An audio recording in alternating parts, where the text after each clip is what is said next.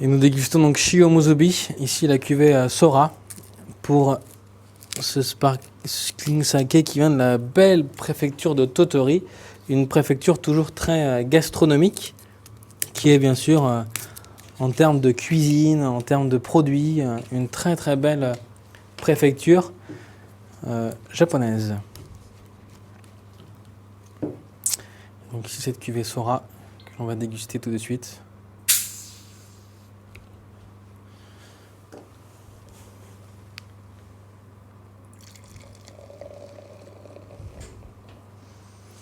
Allons-y.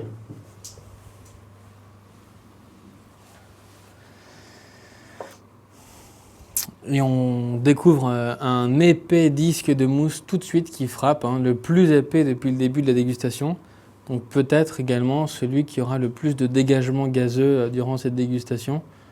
On voit au-dessus de ce disque un nuage de micro-gaz qui est assez intéressant, les bulles sortent. Donc ce qui peut expliquer peut-être beaucoup de gaz résiduel. Bel aspect visuel.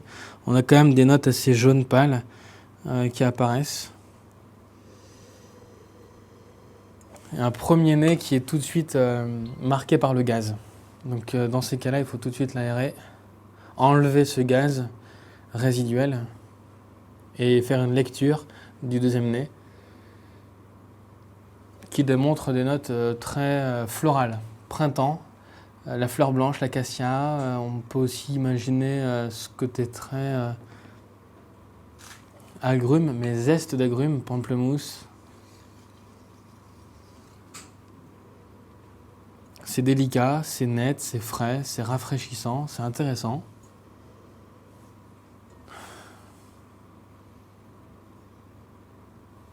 C'est très joli. J'ai vraiment une belle complexité. J'ai tout ce registre floral, fruits frais, raisin presque. C'est assez étonnant, mais j'ai vraiment le raisin frais ici, presque muscat.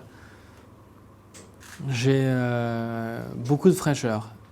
Ça pour moi c'est un style de saké qui peut tout à fait convenir au grand public. Intéressant. Le saké sparkling d'éducation.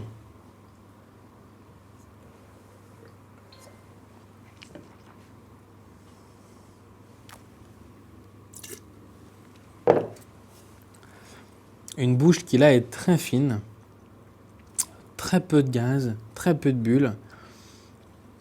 On est sur quelque chose de très presque perlant. Je dirais qu'on est toujours sur ce registre très printemps, très frais, rafraîchissant, désaltérant.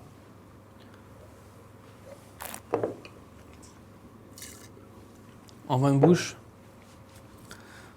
il n'y a pas de sucre, c'est net, c'est frais, presque minéral, mais toujours très floral, très intéressant. On est sur un registre différent parce qu'ici on va aller chercher des choses par rapport au précédent beaucoup plus fraîches. Pour moi, on peut presque revenir sur ce côté désaltérant en fait, très été et surtout très grand public parce que c'est un saké qui n'a pas de sucre, beaucoup d'équilibre, belle acidité, belle fraîcheur. C'est un saké sparkling qui est très digeste, donc facile à déguster, facile à boire. C'est très bien fait. C'est pour moi une belle publicité du sparkling saké, très jolie. C'est une belle démonstration des beaux awazake. C'est vrai que ça reste très facile d'approche, mais il y a beaucoup de travail parce que ça paraît très facile comme ça, mais d'aller chercher la finesse, l'élégance et l'aspect rafraîchissant dans un sparkling, c'est pas facile. Donc bravo parce qu'il y a un très beau travail de fait ici qui peut tout à fait être salué. On a quand même néanmoins beaucoup de facilité à le boire et ça c'est plutôt joli.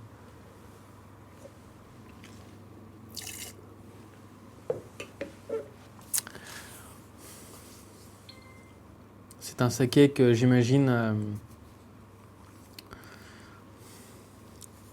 avec un tartare de langoustine Tartare de langoustine, quelques billes de caviar sur le dessus pour l'aspect rafraîchissant iodé.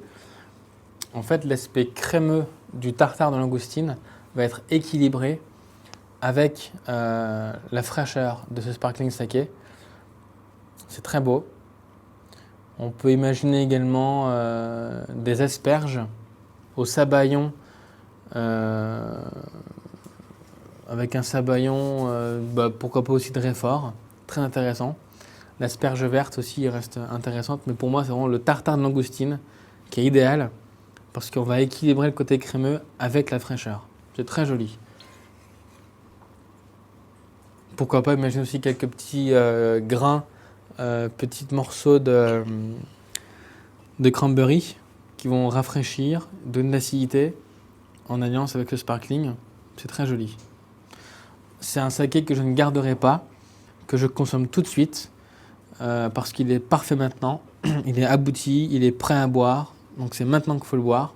Et encore une fois, ouvert à tout public. Donc c'est très très beau. Bravo. Bravo Totori. Merci beaucoup.